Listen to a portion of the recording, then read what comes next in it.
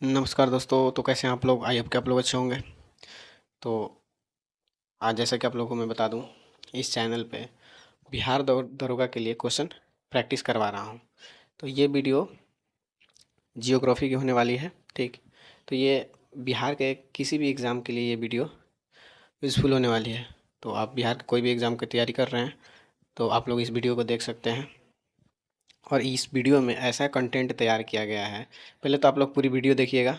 मैं आप लोगों को लिख के देता हूँ कि आप लोगों का 50% जियोग्राफी इसी वीडियो से नहीं कवर हो गया तो कमेंट में आप जो बोलिए। तो सबसे पहले आप लोग पूरी वीडियो देखिए, ठीक।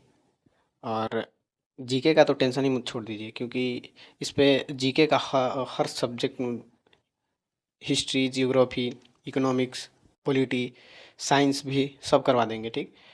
तो वीडियो कल से आना स्टार्ट हो गया है। कल हिस्ट्री का आया, आज जियोग्राफी। तो ऐसे ही आते रहेगा। बस अपना आप लोग थोड़ा सा प्यार दिखाइए और वीडियो को लाइक और चैनल को सब्सक्राइब करिए, ताकि हमें भी मोटिवेशन मिले और मैं भी पूरे जीलो जान से मेहनत करके आप लोगों के लिए।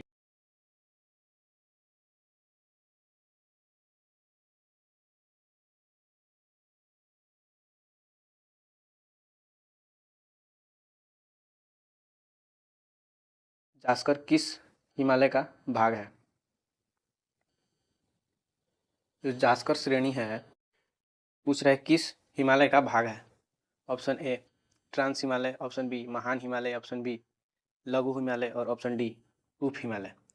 तो आप लोग क्या करना कि एक कॉपी और पेन ले लेना और सारे क्वेश्चन का आंसर देने की कोशिश करना और कमेंट में ज़रूर बताना कि आप लोग कितने क्वेश्चन सही किए। तो इसका आंसर हो जाएगा ए ट्रांस हिमालय। तो चलिए इससे कुछ संबंधित महत्वपूर्ण फैक्ट्स, मतलब ये एग्जाम के पॉइंट ऑफ व्यू से सारे फैक्ट्स जितने हैं सब एग्जाम के पॉइंट ऑफ व्यू से रखा गया है, ठीक, जो काफ़ी यूज़फुल होने वाली है। तो जम्मू कश्मीर में पश्चिम से पूर्व की ओर पर्वत श्रेणियाँ का क्रम, मतलब जम्मू कश्मीर से में पूर्व से सॉरी पश्चिम से पूर्व की ओर पर्वत श्रेणियों का क्रम है काराकोरम श्रेणी, उसके बाद लद्दाख श्रेणी, उसके बाद जास्कर श्रेणी, उसके बाद पीर पंजाल श्रेणी, उसके बाद धौलाधर श्रेणी है। तो ये क्रम आप लोग याद रखिएगा। बाह्य हिमालय को शिवालिक हिमालय भी कहा जाता है। जो हिमालय का बाहरी ये दक्षिणी भाग है उसको शिवालिक हिमालय भी कहा जाता है। माउंट एवरेस्ट दुनिया की सबसे ऊंची पर्वत चोटी है, जो नेपाल और चीन के बीच हिमालय पर्वत श्रृंखला में स्थित है। इसकी ऊंचाई 8848.86 मीटर है। भारत की सबसे ऊंची चोटी कंचनजंगा है, इसकी ऊंचाई 8586 मीटर है। और भारत में स्थित सबसे ऊंची चोटी नंदा देवी, इसकी ऊंचाई 7817 मीटर है। कहने का मतलब कि भारत में स्थित, यानी कि पूरी तरह भारत में स्थित जो सबसे ऊंची चोटी है वो नंदा देवी है, ये चीज़ को ध्यान रखना है। और ये जो कंचनजंगा है ये पीओके में पड़ता है, तो पूरी तरह से भारत में नहीं है। तो इसमें गड़बड़ाना नहीं है, इसको ध्यान से अच्छे से समझ लेना है इसको। नेक्स्ट क्वेश्चन है, नहावा शेवा बंदरगाह किस राज्य में अवस्थित है? तो जो ये बंदरगाह है किस राज्य में अवस्थित है? गुजरात में है, महाराष्ट्र या कर्नाटक या फिर केरल? तो अपना आंसर जरूर आप लोग सोचिए। तो इसका आंसर हो जाएगा बी, यानी कि महाराष्ट्र। इस बंदरगाह का नाम जवाहरलाल नेहरू बंदरगाह है। इस बंदरगाह का नाम जवाहरलाल नेहरू बंदरगाह, यह सबसे आधुनिक बंदरगाह है। सबसे गहरा बंदरगाह विशाखापत्तनम है, ये बहुत इंपॉर्टेंट पॉइंट है। भारत का सबसे बड़ा बंदरगाह मुंबई बंदरगाह है। भारत का सबसे बड़ा बंदरगाह मुंबई बंदरगाह है। सबसे प्राचीन बंदरगाह चेन्नई बंदरगाह है। और विश्व का सबसे बड़ा बंदरगाह शंघाई बंदरगाह है। ये चीज़ भी ध्यान रखिएगा। नेक्स्ट क्वेश्चन है हम लोग का, प्रायद्वीपीय भारत किस जोनल मिट्टी के प्रकार के अंतर्गत आता है? ये जो प्रायद्वीपीय भारत है ये किस जोन वाली मिट्टी के प्रकार के अंतर्गत आता है? लाल मिट्टी, पीली मिट्टी, काली मिट्टी या फिर पुरानी जलोढ़ मिट्टी? तो प्रायद्वीपीय भारत में कौन सा मिट्टी पाई जाती है? तो इसका आंसर हो जाएगा ए, लाल मिट्टी, ठीक। यह भारत का सबसे बड़ा और सबसे पुराना भौगोलिक प्रभाग है, जो प्राचीन क्रिस्टलीय अगण्य और रूपांतरित चट्टानों से बना है। इसका आकार त्रिभुजाकार है, जिसका आधार उत्तर भारत के मैदान के दक्षिणी किनारों पर है और शीर्ष कन्याकुमारी में है। और इसकी औसत ऊंचाई समुद्र तल से 600 से लेकर 900 मीटर है। लाल मिट्टी का निर्माण, लाल मिट्टी के बारे में हम लोग जानते हैं, प्राचीन रवेदार और परिवर्तित चट्टानों के अपक्षय से होता है और इसका रंग लाल आयरन ऑक्साइड की उपस्थिति के कारण होता है। इसमें लोहा, एल्यूमिनियम और चूने की मात्रा अधिक होती है। लाल मिट्टी में कपास, गेहूं, दाल और मोटे अनाज जैसी अच्छी फसलें होती है। भारत का सबसे उपजाऊ मिट्टी जलोढ़ मिट्टी है, ध्यान रखिएगा। और जलोढ़ मिट्टी दो प्रकार की होती है, एक नई जलोढ़ मिट्टी जिसको खादर बोला जाता है और एक होती है पुरानी जलोढ़ मिट्टी जिसको भाबर या कुछ ऐसे ही बोला जाता है। तो नई जलोढ़ मिट्टी काफ़ी उपजाऊ होती है। नेक्स्ट क्वेश्चन है, भारत में प्रवाल भित्ति यानी कि कोरल रीफ पाई जाती है, तो किस क्षेत्र में पाई जाती है? उड़ीसा के तटीय क्षेत्र या फिर वाल्टायर में क्षेत्र में या फिर रामेश्वरम के क्षेत्र में या फिर तिरुवेंद्रम में पाई जाती है? तो अपना आंसर करिए आप लोग। तो इसका आंसर हो जाएगा सी, रामेश्वरम। भारत की 4 प्रमुख प्रवाल भित्तियाँ हैं, मतलब भारत के 4 प्रमुख प्रवाल भित्तियाँ हैं। अंडमान और निकोबार द्वीप समूह, उसके बाद लक्षद्वीप और मन्नार की खाड़ी और कच्छ की खाड़ी में स्थित है। जो 4 प्रमुख प्रवाल भित्तियाँ हैं, अंडमान निकोबार और लक्षद्वीप और वही मन्नार की खाड़ी और कच्छ की खाड़ी में स्थित है। ये प्रवाल भित्तियाँ जैव विविधता का एक महत्वपूर्ण स्रोत है और समुद्री तटों के कटाव से बचाती है। तो ये प्रवाल भित्तियाँ क्या करती है? समुद्री तटों के कटाव से बचाती है। लक्षद्वीप में एटोल प्रकार की भित्तियाँ पाई जाती है। रामेश्वर पंबन द्वीप तमिलनाडु पर स्थित है। ये जो रामेश्वरम स्थान है, ये पंबन द्वीप तमिलनाडु पर स्थित है, जिसे रामेश्वरम द्वीप के नाम से भी जाना जाता है। नेक्स्ट क्वेश्चन है हम लोग का, भारत का सबसे पुराना पर्वत श्रृंखला कौन सा है?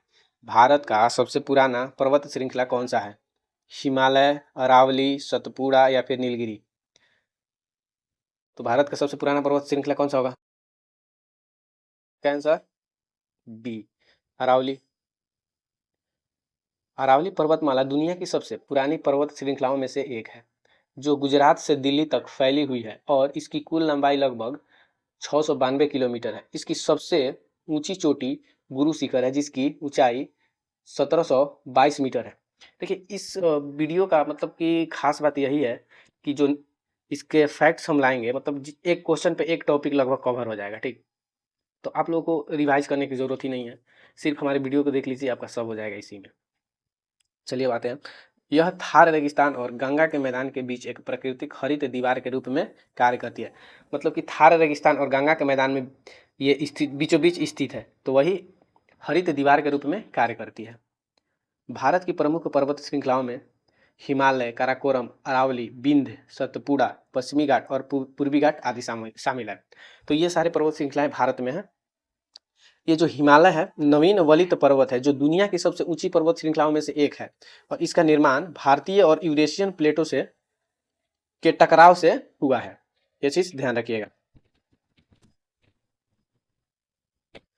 नेक्स्ट क्वेश्चन है, गोदावरी नदी को किस नाम से जाना जाता है? गोदावरी नदी को किस नाम से जाना जाता है? दक्षिणी गंगा या दक्षिणी यमुना या कृष्णा नदी या फिर पवित्र नदी? अपना आंसर करिए आप लोग। तो क्या आंसर हो जाएगा? ए, दक्षिणी गंगा। गोदावरी नदी भारत की दूसरी सबसे लंबी नदी है, जो महाराष्ट्र के त्र्यंबकेश्वर से निकलती है और 1465 किलोमीटर लंबी है। इसका जो उद्गम स्थल है महाराष्ट्र के त्र्यंबकेश्वर है। इसे दक्षिणी गंगा या वृद्ध गंगा भी कहा जाता है और यह गंगा नदी के समान ही पवित्र मानी जाती है। यह महाराष्ट्र, आंध्र प्रदेश, तेलंगाना, छत्तीसगढ़ और उड़ीसा सहित कई राज्यों से होकर बहती है। यह पूर्व की ओर बहती है और अंत में बंगाल की खाड़ी में गिरती है। इसकी प्रमुख सहायक नदियाँ, गोदावरी की सहायक नदियाँ हैं पूर्णा, प्राणहिता, इंद्रावती, सबरी, प्रवरा और मंजिरा आदि। ये सभी गोदावरी नदी के सहायक नदियाँ हैं। चलिए नेक्स्ट क्वेश्चन है, ब्लैक कॉटन सोयल यानी कि काली मिट्टी मुख्यतः किस फसल के लिए उपयुक्त है? काली मिट्टी किस फसल के लिए उपयुक्त होता है? धान, गेहूं, कपास या फिर जौ? तो इसका आंसर हो जाएगा सी कपास। यह महाराष्ट्र और गुजरात जैसे राज्यों में पाई जाती है। तो काली मिट्टी महाराष्ट्र और गुजरात जैसे राज्यों में पाई जाती है। इसका निर्माण लावा चट्टानों के अपक्षय से हुआ है, मतलब ज्वालामुखी के से जो लावा निकलते हैं उसी से इसका निर्माण होता है। इसमें लोहा, चूना, मैग्नीशियम और पोटास जैसे खनिज प्रचुर मात्रा में होते हैं। इसका काला रंग टिटेनीफेरस, मैग्नेटाइट और ह्यूमस की उपस्थिति के कारण होता है। भारतीय कृषि अनुसंधान परिषद ICAR के अनुसार भारत में 8 प्रकार की मिट्टियाँ पाई जाती है। जो भारतीय कृषि अनुसंधान परिषद है उसके अनुसार भारत में 8 प्रकार की मिट्टियाँ पाई जाती है। तो चलो 8 प्रकार की मिट्टियाँ हम लोग देखते हैं। जलोढ़ मिट्टी नदियों द्वारा लाई गई तलछट से बनती है और भारत में सबसे ज़्यादा पाई जाती है। तो जलोढ़ मिट्टी भारत में सबसे ज़्यादा यही पाई जाती है। काली मिट्टी ज्वालामुखी चट्टानों से बनती है और इसमें कपास की खेती के लिए उपयुक्त होने के कारण इसे काली मिट्टी भी कहा जाता है या कपासी मिट्टी भी कहा जाता है। लाल मिट्टी यह लाल और पीले रंग की होती है। लेटेराइट मिट्टी यह मिट्टी मुख्य रूप से उन क्षेत्रों में पाई जाती है जहाँ भारी वर्षा होती है। वन या पर्वतीय मिट्टी यह पहाड़ी क्षेत्रों में पाई जाती है। शुष्क या रेगिस्तानी मिट्टी यह शुष्क और मरुस्थलीय क्षेत्रों में पाई जाती है। लवणीय और क्षारीय मिट्टी लवणीय या फिर क्षारीय मिट्टी ये तटीय शुष्क क्षेत्रों में पाई जाती है जहाँ लवण और क्षार की मात्रा अधिक होती है। जाहिर सी बात है, लवण मतलब कहाँ होता है, समुद्र में होता है, तो समुद्री तटीय के पास ही लवणीय मिट्टी पाई जाएगी ना। नेक्स्ट क्वेश्चन, भारत का सबसे बड़ा डेल्टा कौन सा है? भारत का सबसे बड़ा डेल्टा कौन सा है? Godavari delta, Krishna delta, Sundarban delta, Kaveri delta. तो ये काफ़ी फेमस डेल्टा है, तो ये तो सबको पता होगा। इसका आंसर हो जाएगा सी सुंदरबन डेल्टा। सुंदरबन डेल्टा दुनिया का सबसे बड़ा डेल्टा और मैंग्रोव वन है जो गंगा, ब्रह्मपुत्र और मेघना नदियों के संगम पर स्थित है। यह बंगाल टाइगर और विविध पक्षी प्रजातियों सहित अपनी समृद्ध जैव विविधता के लिए प्रसिद्ध है। बंगाल की खाड़ी के मुहाने पर स्थित है। यह बंगाल की खाड़ी के मुहाने पर स्थित है। नेक्स्ट क्वेश्चन है, कौन सी झील विश्व की सबसे बड़ी खारे पानी की झीलों में से एक है? तो विश्व की सबसे बड़ी खारे पानी के झीलों में से एक है। तो इसमें से खारे पानी का झील कौन है? वुल्ला झील या चिल्का झील या सांभर झील या फिर पुलिकट झील? आप लोग आंसर करिए। आंसर हो जाएगा बी चिल्का झील। चिल्का झील भारत की सबसे बड़ी खारे पानी की झील है जो उड़ीसा में स्थित है। चिल्का झील उड़ीसा में स्थित है। लोकटक झील भारत की सबसे बड़ी मीठे पानी का झील है। लोकटक झील भारत की सबसे बड़ी मीठे पानी का झील है। चोलामू झील भारत की सबसे ऊंची झील है, ये सिक्किम में स्थित है। वेबनाड झील भारत की सबसे लंबी झील केरल में स्थित है। उदयपुर उदयपुर को झीलों का शहर कहा जाता है। उदयपुर को झीलों का शहर कहा जाता है। आंध्र प्रदेश कोलेरू झील, पुलिकट झील। आंध्र प्रदेश में देखिए कोलेरू झील और पुलिकट झील है। वहीं जम्मू कश्मीर में वुल्लर झील, डल झील और मानसबल झील है।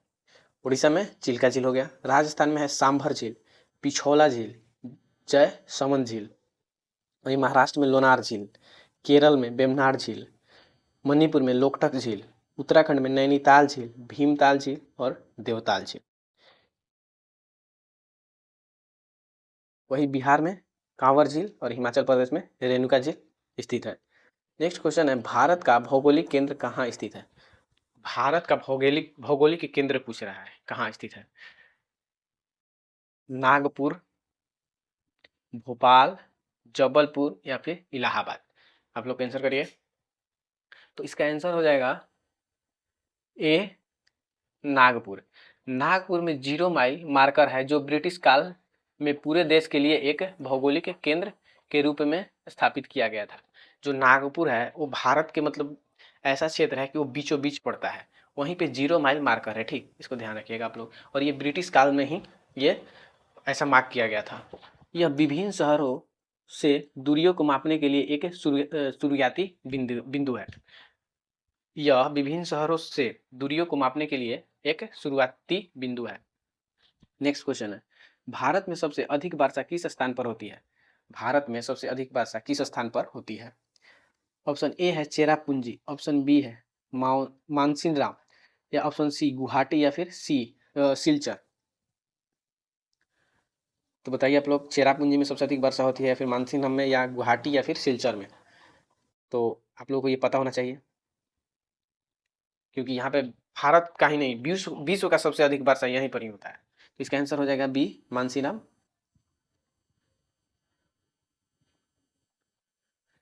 भारत में सर्वाधिक वर्षा मेघालय के मानसीराम में होती है, जो दुनिया में भी सबसे अधिक वर्षा वाला स्थान है। यहाँ औसतन वर्षा 11,800 मिलीमीटर से अधिक होती है और यह खासी पहाड़ियां में स्थित है। मानसीराम जो मेघालय की 3 पहाड़ियां गारो, खासी, जयंतिया है, वही खासी पहाड़ियां में स्थित है। मानसून हिंद महासागर से उत्पन्न होता है। ये जो मानसून के कारण जो वर्षा होता है, तो ये मानसून कहाँ से आता है? तो ये हिंद महासागर से उत्पन्न होता है और जून के पहले सप्ताह में केरल में दस्तक देता है। मतलब जून में ये केरल में पहले आता है। यह अक्टूबर तक रहता है। इसे दक्षिण पश्चिम मानसून कहा जाता है। अक्टूबर से दिसंबर तक उत्तर पूर्व मानसून सक्रिय होता है, जो लौटती हुई हवाओं के रूप में आता है और तमिलनाडु में वर्षा कराता है। जब हम लोग के देश में मानसून आता है, उसको दक्षिण पश्चिम मानसून कहा जाता है, और जब लौटता है तो उस लौटते हुए मानसून को उत्तर पूर्व मानसून कहा जाता है, जो लौटते हुए तमिलनाडु में काफी वर्षा कराता है। नेक्स्ट क्वेश्चन है, भारत की सबसे लंबी नहर कौन सी है? भारत की सबसे लंबी नहर कौन सी है? इंदिरा गांधी नहर, सरदार सरोवर नहर, या गंग नहर, या फिर कृष्ण नहर? तो आंसर हो जाएगा ए, इंदिरा नहर।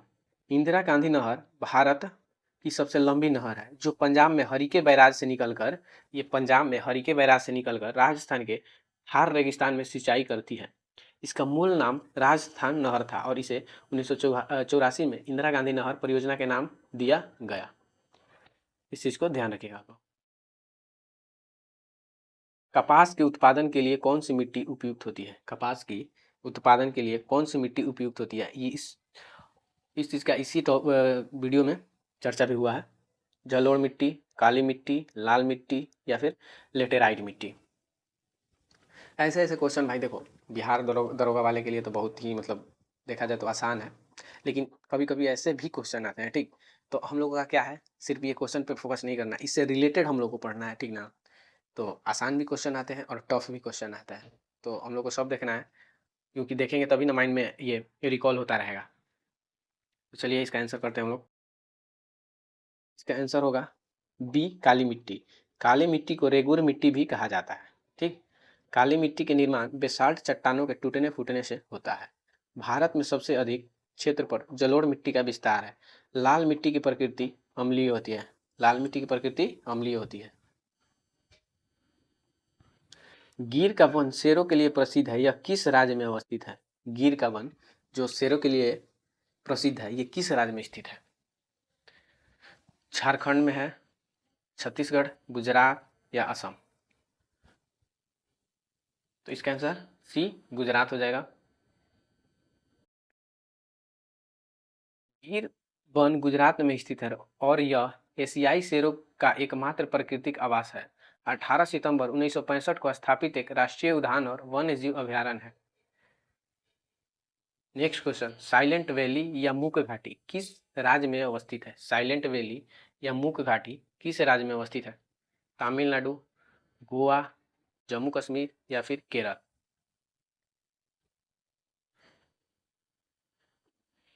तो इसका आंसर हो जाएगा डी, केरल। यह भारत के केरल राज्य में नीलगिरी की पहाड़ियों में स्थित है और एक राष्ट्रीय उद्यान है। फूलों की घाटी उत्तराखंड में स्थित है। फूलों की घाटी उत्तराखंड में स्थित है और कांगड़ा घाटी और कुल्लू घाटी हिमाचल प्रदेश में स्थित है। वहीं युमथांग घाटी सिक्किम में स्थित है। नुब्रा घाटी लद्दाख क्षेत्र में स्थित है। यह अपने रेतीले टीलों और ऊंट के लिए जानी जाती है। वहीं चंबल घाटी मध्य प्रदेश में स्थित है और बराक घाटी असम में स्थित है और कू घाटी आंध्र प्रदेश में स्थित है। ठीक, तो इस सभी घाटी ही इसमें कवर हो गया है। चलिए आगे हम लोग पढ़ते हैं। गोवा, गोवा किस नदी पर अवस्थित है भाई? गोवा जो राज्य है किस नदी पर अवस्थित है? नर्मदा नदी, मांडवी नदी, तापी नदी, या फिर पेन्नार नदी? तो इसका आंसर हो जाएगा बी, मांडवी नदी। अब देखेंगे और भारत के कुछ प्रमुख शहर जो किस नदी पर बसे हुए हैं, जैसे कि पटना, वाराणसी और कानपुर गंगा नदी के किनारे स्थित है। दिल्ली, आगरा यमुना नदी के किनारे स्थित है, वहीं लखनऊ गोमती नदी के किनारे स्थित है, और कोलकाता हुगली नदी के किनारे स्थित है, वहीं साबरमती अहमदा नदी के किनारे स्थित है, वहीं हैदराबाद मूसी नदी के किनारे स्थित है, और सूरत ताप्ती नदी के किनारे, और कटक महानदी के किनारे, उज्जैन शिप्रा नदी के किनारे। तो ये सारे बहुत ही मतलब महत्वपूर्ण चीज़ें हैं और यही सब शहर पूछे जाते हैं। नेक्स्ट क्वेश्चन है, इनमें से कौन सी नदी कक्ष के रण में समाहित होती है? पूछ रहा है कि इनमें से कौन सी नदी कक्ष के रण में समाहित होती है? साबरमती नदी है, लूनी नदी, या फिर बेतवा, या इनमें से कोई नहीं? चलो बताओ भाई, इनमें से कौन सी नदी कक्ष के रण में समाहित यानी कि किसका मुहाना कक्ष के रण में है? तो इसका आंसर हो जाएगा बी, लूनी नदी। लूनी नदी थार रेगिस्तान की सबसे बड़ी नदी है जो अजमेर के पास नाग पहाड़ियों से निकलती है और कक्ष के रण में समाप्त होती है। लूनी नदी के अन्य नाम लावणवती नदी, सकरी नदी, सुरगावती नदी आदि हैं। ठीक, अब देखो अरब सागर में गिरने वाली नदियां को हम लोग देखते हैं। अरब सागर में कौन कौन नदियां गिरती है? नर्मदा, ये क्वेश्चन बहुत आता है, पूछ देगा कि अरब सागर में गिरने वाली नदियां बताएं, या फिर चार ऑप्शन में से 3 ऑप्शन दे देगा कि ये गिरती है, और इनमें से पूछेगा कि कौन नहीं गिरती है। वैसे ही बंगाल की खाड़ी में भी दे देगा। तो नर्मदा नदी, ताप्ती नदी, और माही नदी, और साबरमती नदी, ये अरब सागर में गिरने वाली नदियां हैं। ध्यान रखिएगा कौन कौन है, नर्मदा, ताप्ती, माही, साबरमती। नर्मदा, ताप्ती, माही, साबरमती। वहीं बंगाल की खाड़ी में गिरने वाली नदियां गंगा, ब्रह्मपुत्रा, गोदावरी, महानदी, कृष्णा। गंगा, ब्रह्मपुत्रा, गोदावरी, महानदी, कृष्णा। और ये गंगा में मिलने वाली नदियां, मतलब कि गंगा में मिल जाती है, कौन कौन नदियां हैं? यमुना, सोन, घाघरा, गंडक, कोसी। यमुना, सोन, घाघरा, गंडक, कोसी। पूछा सबसे अधिक प्याज उत्पादन करने वाला राज्य है, सबसे अधिक प्याज उत्पादन करने वाला राज्य कौन है भाई? पश्चिम बंगाल, बिहार, महाराष्ट्र, उत्तर प्रदेश। सबसे अधिक प्याज कहाँ पर होता है? चलो बताओ आप लोग।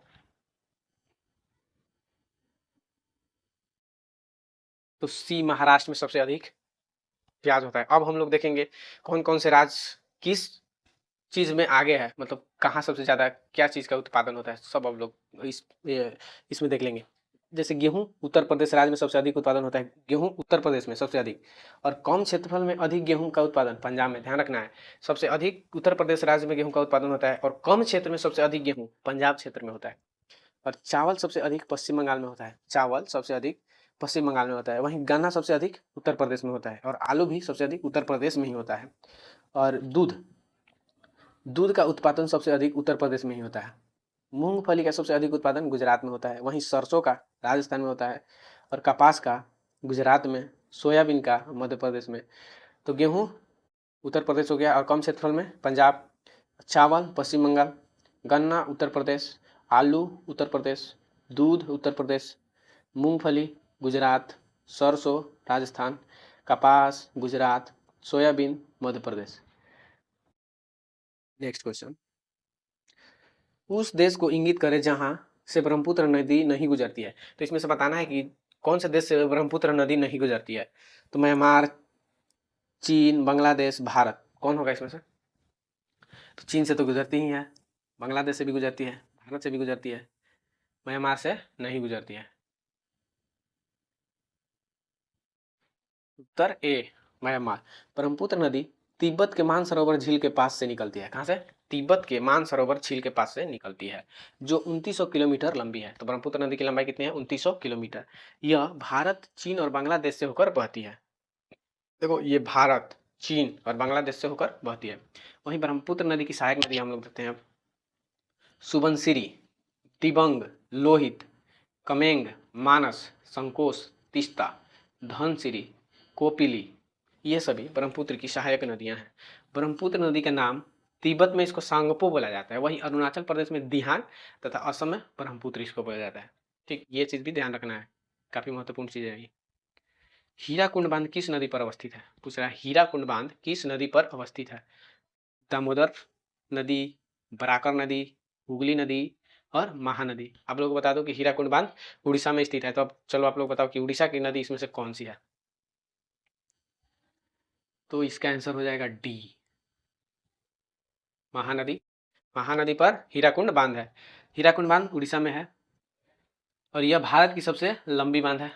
भारत की सबसे लंबी बांध हीराकुंड बांध जो उड़ीसा में स्थित है। इसकी लंबाई 25.8 किलोमीटर है और इसका उद्घाटन 1957 में प्रधानमंत्री जवाहरलाल नेहरू ने किए थे। इसका उद्घाटन 1957 में प्रधानमंत्री जवाहरलाल नेहरू ने किए थे। यह स्वतंत्रता के बाद पहली भारतीय प्रमुख बहुउद्देशीय नदी घाटी परियोजना है। और अब देखिए भाखड़ा नागल परियोजना सतलुज नदी पर स्थित है।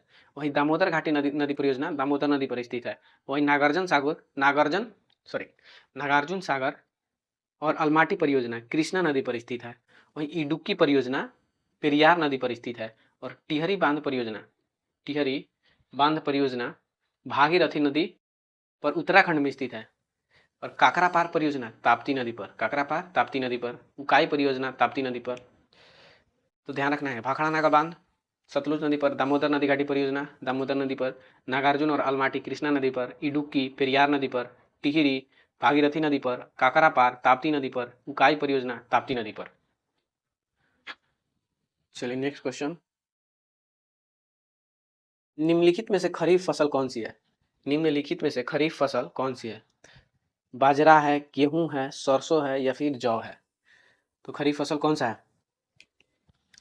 आप लोगों को बता दूं कि खरीफ फसल का बुआई मई जून में या फिर जून जुलाई में किया जाता है। खरीफ फसल का बुआई जून जुलाई में किया जाता है। तो आप लोग इसमें से देख छांट लो किसका जून जुलाई में होता है और किसका, और रबी फसल का होता है मार्च अप्रैल में। तो मार्च अप्रैल में किसका होता है, गड़बड़ हो गया, रबी फसल का बुआई नवंबर दिसंबर में होता है या फिर अक्टूबर नवंबर में होता है। तो अक्टूबर नवंबर में यही गेहूं, सरसों, जौ आदि ये सब रोपे जाते हैं। और बाजरा ये खरीफ फसल है। तो बाजरा क्या हो जाएगा, खरीफ फसल। खरीफ फसल की बुआई जून जुलाई में होती है, देखो जून जुलाई में होती है और कटाई अक्टूबर नवंबर में होती है।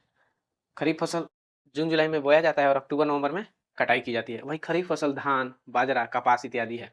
खरीफ फसल धान, बाजरा, कपास इत्यादि है। रबी फसल की बुआई अक्टूबर नवंबर में होती है और कटाई मार्च अप्रैल में।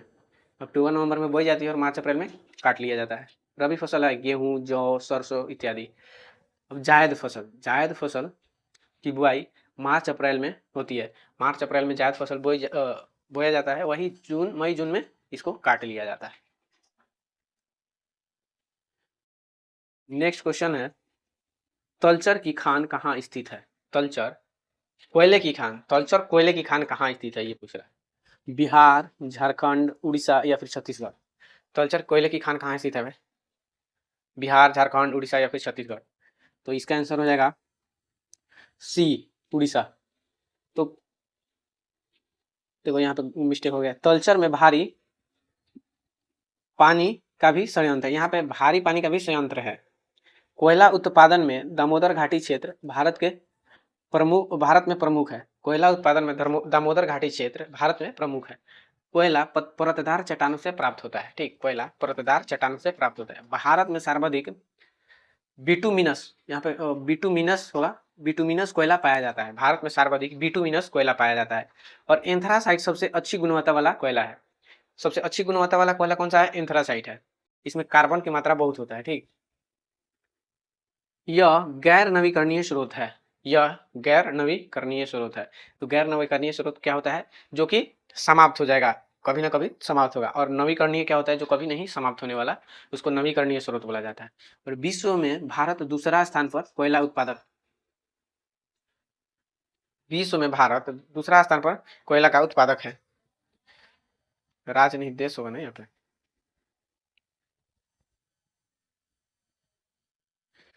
निम्नलिखित में से किस फसल की खेती भारत में सर्वाधिक क्षेत्रफल में होती है? तब निम्नलिखित में से किस फसल की खेती भारत में सर्वाधिक क्षेत्रफल में होती है? तो कौन होगा इसमें? गेहूं, धान, कपास या फिर गन्ना? इसका आंसर हो जाएगा बी, धान।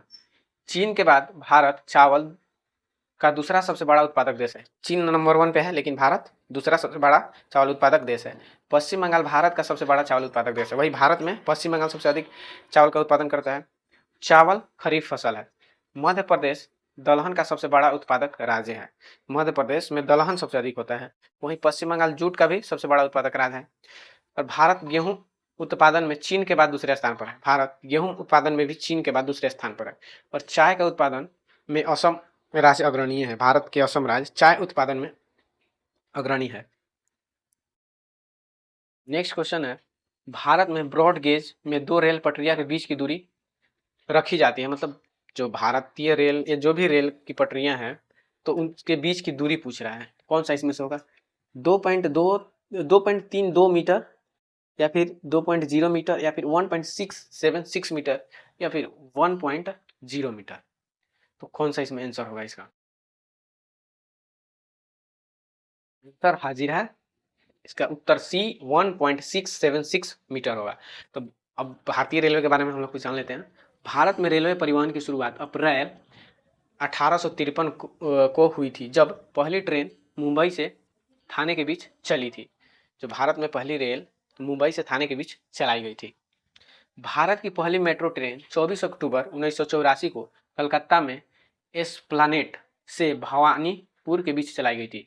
भारत की पहली मेट्रो ट्रेन 24 अक्टूबर 1984 को कोलकाता में एस्प्लानेड से भवानीपुर के बीच चलाई गई थी। वहीं भारतीय रेलवे दुनिया का चौथा सबसे बड़ा रेल नेटवर्क है और एशिया का दूसरा सबसे बड़ा रेल नेटवर्क है। मतलब भारत दुनिया का चौथा और एशिया का दूसरा सबसे बड़ा रेल नेटवर्क है और नंबर 1 पे यूएसए है। ठीक।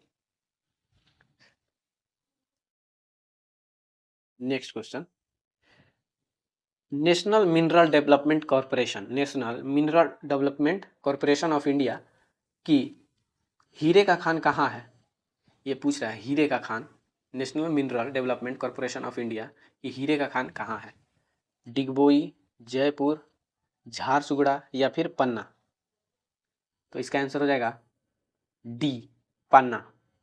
मध्य प्रदेश का पन्ना भारत का सबसे प्रमुख हीरा खनन केंद्र है, जहां राष्ट्रीय खनिज विकास निगम द्वारा संचालित मंझगांवा खदान स्थित है। मध्य प्रदेश का पन्ना जो है मध्य प्रदेश में, यहाँ पे हीरा खनन केंद्र है, जहां राष्ट्रीय खनिज विकास निगम द्वारा संचालित मंझगांवा खदान स्थित है। भारत की कुल हीरा उत्पादन का 90% से अधिक पन्ना क्षेत्र में होता है। भारत में सर्वाधिक लोहा अयस्क का उत्पादन उड़ीसा में होता है। इस चीज को ध्यान रखना है। सर्वाधिक लोहा अयस्क का उत्पादन उड़ीसा में होता है। वहीं मध्य प्रदेश में सबसे अधिक तांबे का उत्पादन होता है। मध्य प्रदेश में तांबे का सबसे अधिक उत्पादन होता है और मैग्नीज उड़ीसा में होता है। टीन सबसे अधिक उत्पादन टीन जो होता है ना, टीन का सबसे अधिक उत्पादन छत्तीसगढ़ में होता है। नेक्स्ट क्वेश्चन है, मेघालय की गारो पहाड़ियां निम्नलिखित में से किस फसल के उत्पादन के लिए जानी जाती है? तो मेघालय की गारो पहाड़ियां हैं तो निम्नलिखित में से किस फसल के उत्पादन के लिए जानी जाती है? संतरा या फिर रबड़ या केसर या फिर सेब। केसर तो सबसे ज्यादा कहाँ होता है? मतलब केसर एकमात्र खेती करने वाला राज्य कौन सा है? जम्मू कश्मीर। ठीक, ध्यान रखिएगा आप। इसका आंसर हो जाएगा ए, संतरा। मेघालय की गारो पहाड़ियों में संतरा की खेती होती है। मेघालय के पठारी क्षेत्र प्रायद्वीपीय पठार का ही पूर्वी विस्तार है। ये जो मेघालय का पठारी क्षेत्र है प्रायद्वीपीय पठार का ही पूर्वी विस्तार है। मेघालय पठार में पश्चिम से पूर्व की ओर क्रमशः गारो, खासी, जयंतिया और मिकिर पहाड़ियां स्थित है। देखिए ये वाला क्रम ना है जो है ना बहुत इंपॉर्टेंट है। ये इस बार की जो फर्स्ट एग्जाम हुआ था बिहार पुलिस का, फर्स्ट दिन वाले एग्जाम में ये क्रम पूछ लिया था कि पश्चिम से पूर्व मेघालय की पहाड़ियां का क्रम बताएं। तो पहले है गारो, खासी, जयंतिया और यहाँ ध्यान रखना है पश्चिम से पूर्व है। पश्चिम से पूर्व गारो, खासी, जयंतिया। इस क्षेत्र में लेटराइट मिट्टी और सदाबहार वन पाए जाते हैं। इस क्षेत्र में लेटराइट मिट्टी और सदाबहार वन पाए जाते हैं। खासी पहाड़ी पर विश्व का सबसे अधिक वर्षा होता है। खासी पहाड़ी जहाँ की मानसिंह राम, अभी हम लोग इसको इसी वीडियो में पढ़े हैं। खासी पहाड़ी पर मानसिंह राम में सबसे अधिक वर्षा होता है। नेक्स्ट क्वेश्चन है, भारत का क्षेत्रफल विश्व के कुल भूभाग का कितना प्रतिशत है? जो भारत का क्षेत्रफल है वो विश्व के कुल क्षेत्रफल का कितना प्रतिशत है? Option A 1.5%, option B 2.4%, option C 3.2% या फिर ऑप्शन डी 4.1%। तो इसका आंसर हो जाएगा बी, 2.4% है। भारत दुनिया का 7वां सबसे बड़ा देश है। भारत जो है क्षेत्रफल की दृष्टि से 7वां सबसे बड़ा देश है। भारत की कुल क्षेत्रफल 32 करोड़ सॉरी क्षेत्रफल है 32,287,263 वर्ग किलोमीटर है, जो दुनिया का 2.42% है। भारत का उत्तर से दक्षिण लंबाई, जो भारत का उत्तर से दक्षिण की लंबाई है 3214 किलोमीटर है। वहीं पूर्व से पश्चिम 2933 किलोमीटर है। भारत 7 देश के साथ स्थलीय सीमा साझा करता है और 2 देशों के साथ जलीय सीमा साझा करता है। भारत 7 देशों के साथ स्थलीय सीमा साझा करता है, जैसे पाकिस्तान, चीन, भूटान, म्यांमार, फिर बांग्लादेश और कोई छूटा, ये कौन छूटा है अब? म्यांमार हो गया, पाकिस्तान, नेपाल और एक अफगानिस्तान, 7 हो गए।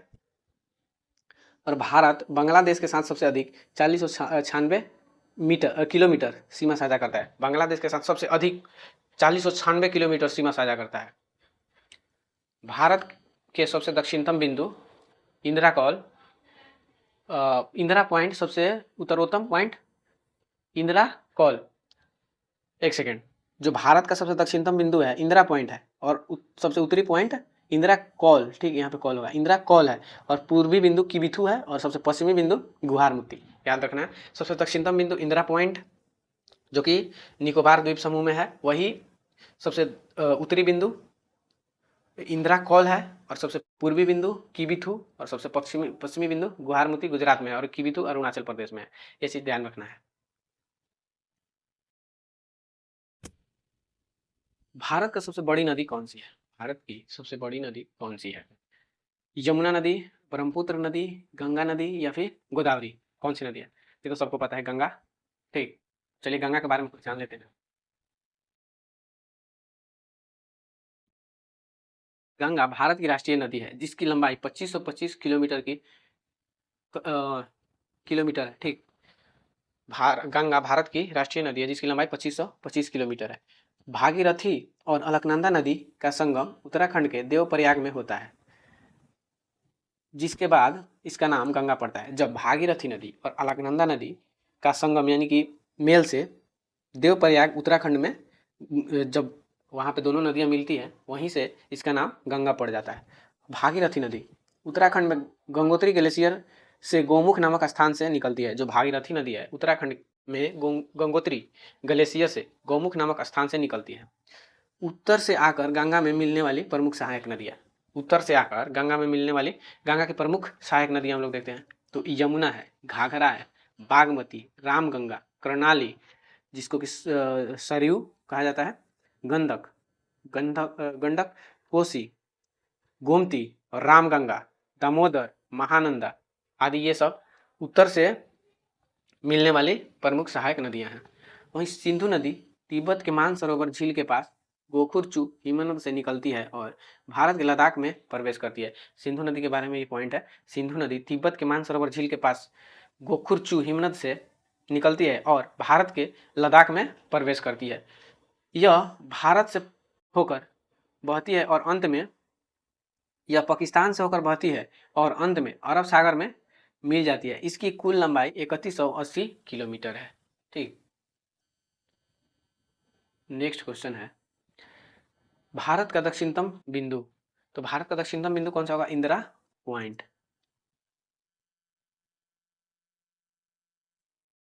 भारत की आकृति चतुर्थ फलकीय है। यहाँ पे थोड़ा सा मिस्टेक है, थोड़ा सा टाइपिंग मिस्टेक हो गया है, तो उसके लिए आप लोग से क्षमा प्रार्थी हैं। यह इसका उत्तर दक्षिण विस्तार 3214 किलोमीटर है। भारत का उत्तर दक्षिण विस्तार 3214 किलोमीटर और पूर्व पश्चिम 2933 किलोमीटर है। वही सबसे उत्तरी बिंदु इंदिरा कॉल है और सबसे पूर्वी बिंदु किबिथु अरुणाचल प्रदेश में तथा सबसे पश्चिमी बिंदु गुहारमुती गुजरात में स्थित है। भारत का कुल क्षेत्रफल 32,37,263 किलोमीटर। इंदिरा पॉइंट को पिगमिलियन पॉइंट भी कहा जाता है। इंदिरा पॉइंट को पिगमिलियन पॉइंट भी कहा जाता है। ठीक, तो कभी कभी क्वेश्चन रिपीट भी होगा, तो उससे क्या होगा कि और याद होंगे, और बार बार रिपीटेशन से क्या होता है कि चीज़ें क्लियर होती है। तो रिपीटेशन से घबराना नहीं है कि दोबारा आ गया। अरे पढ़ना ही ना है भाई, पढ़ते रहो, एक बार पढ़े 1000 बार पढ़े। नामदफा बाघ अभयारण्य किस राज्य में स्थित है? नामदफा बाघ अभयारण्य किस राज्य में स्थित है? अरुणाचल प्रदेश, केरल, तमिलनाडु या फिर बिहार? नामदफा बताना है, नामदफा बाघ अभयारण्य किस राज्य में स्थित है? तो इसका आंसर हो जाएगा ए, अरुणाचल प्रदेश। पक्के और कमलांग टाइगर रिजर्व अरुणाचल प्रदेश में स्थित है। डाम्फा टाइगर रिजर्व मिजोरम में स्थित है। वही पेरियार और पैराम्बिकुलम टाइगर रिजर्व केरल में स्थित है। वाल्मीकि टाइगर रिजर्व बिहार में स्थित है। सत्यमंगलम टाइगर रिजर्व तमिलनाडु में स्थित है। अब देखिए 1972 में इसे भारतीय वन जीव अधिनियम बनाया गया था। भारत में टाइगर रिजर्व प्रोजेक्ट 1973 में प्रारंभ हुआ था। भारत में टाइगर रिजर्व प्रोजेक्ट 1973 से प्रारंभ हुआ है। जुलाई 2024 के अनुसार भारत में 54 टाइगर रिजर्व हैं। 54वां टाइगर रिजर्व वीरांगना टाइगर रिजर्व मध्य प्रदेश में है। ये चीज़ ध्यान रखना है। तो हम लोग का वीडियो यहीं पे एंड होता है। तो आई होप कि आप लोगों को काफ़ी चीज़ें क्लियर हुआ होगा। हमको तो ऐसा लग रहा है कि मतलब इतना ही क्वेश्चन से जियोग्राफी का 50% चीज़ें कवर हो गया होगा। ईमानदारी से आप लोग बताइएगा कवर हुआ है कि नहीं हुआ है। तो चलिए अपना आप लोग स्कोर कमेंट बॉक्स में दे दें, ठीक। और ऐसे ही वीडियो के लिए मतलब ऐसे ही वीडियो के लिए आगे भी पढ़ना है ना भाई, अब आगे भी वीडियो आएगी तो हमारे चैनल को सब्सक्राइब कर ले। जो सब्सक्राइब कर लिया है वो बस इंतजार करें नेक्स्ट वीडियो का, और जो नहीं किया है वो सब्सक्राइब कर ले, क्योंकि ऐसा कंटेंट भाई कहीं नहीं मिलेगा। हम तो देख लिए, क्योंकि हम सोच के ही कुछ नया चीज़ें लाए हैं। तो चलिए मिलते हैं नेक्स्ट वीडियो में, तब तक के लिए बाय बाय।